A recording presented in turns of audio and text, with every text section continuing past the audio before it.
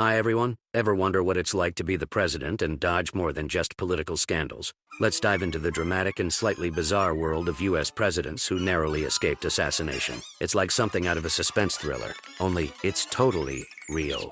And before we begin, don't forget to subscribe. Andrew Jackson.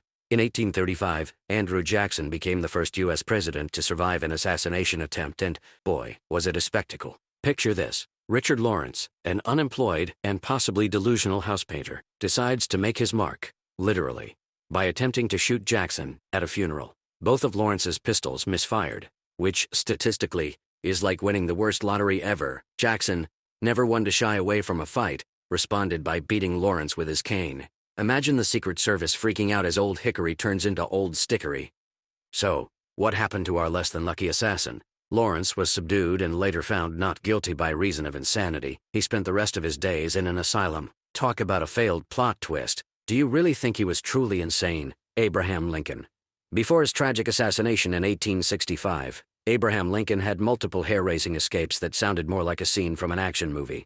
Lincoln was once sneaking through Baltimore like a character in a spy thriller. With whispers of a murder plot brewing, his entourage, including Detective Allan Pinkerton, the original private eye, had to get crafty. They disguised Lincoln and shuffled him secretly through the city at night.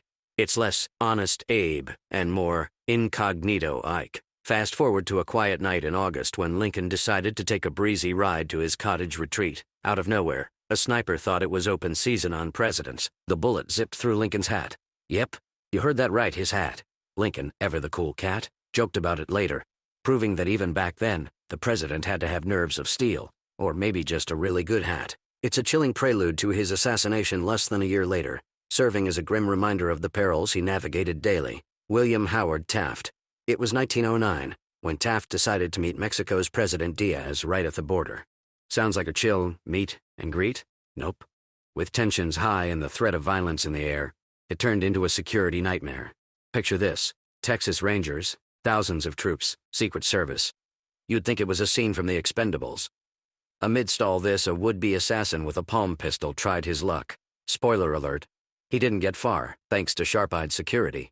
The next year, while Taft was visiting his aunt, some random guy popped in. Not to say hi, but to ominously hint at another assassination plot. Seriously, couldn't the president catch a break? Theodore Roosevelt. Fast forward to 1912, and we have Theodore Roosevelt, no longer president but campaigning to become one again. While gearing up to deliver a speech in Milwaukee, Roosevelt was shot in the chest by John Schrank, a disturbed saloon keeper who believed Roosevelt should not seek a third term. Ever the showman and tough guy, Roosevelt insisted on delivering his scheduled speech with the bullet lodged in his chest, famously opening with, "Ladies and gentlemen, I don't know whether you fully understand that I have just been shot."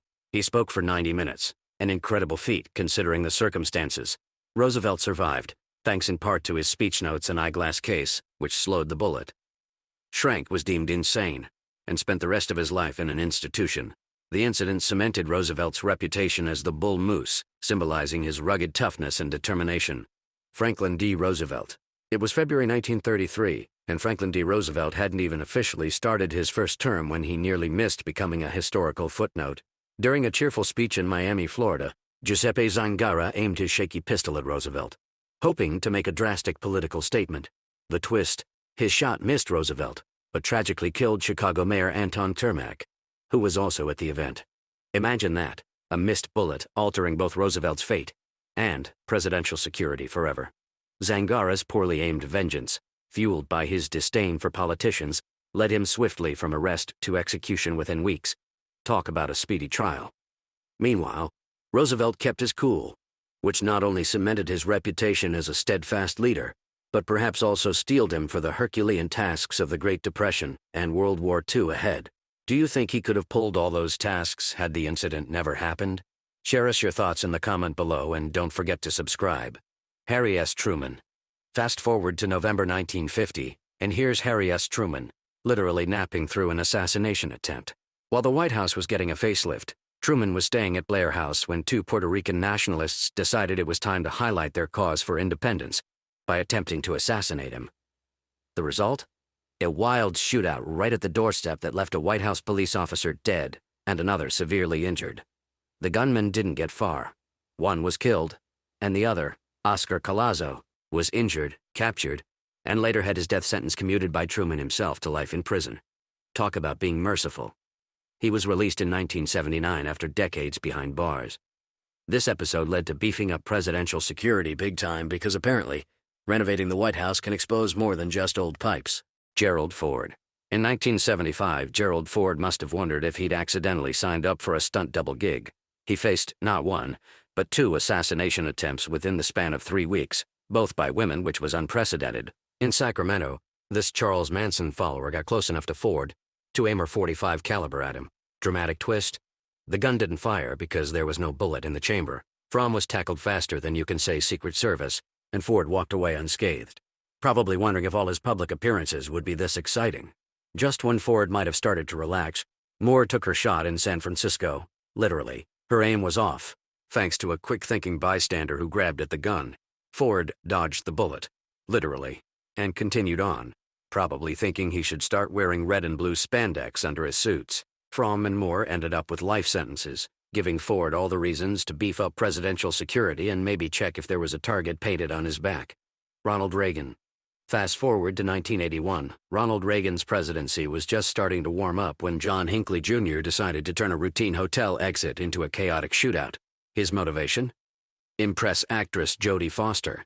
Yeah, because nothing says romance like federal crimes. Reagan was hit by a ricocheting bullet that punctured his lung. Despite this, Reagan's sense of humor didn't miss a beat. En route to the hospital, he quipped to his wife, "Honey, I forgot to duck," and assured the surgeons, "I hope you're all Republicans." Spoiler. They laughed. Reagan recovered, his popularity soared, and Hinckley, he got an indefinite stay at a psychiatric hospital, only gaining some freedom decades later. Reagan's ordeal led to increased efforts to address gun control, though with mixed results.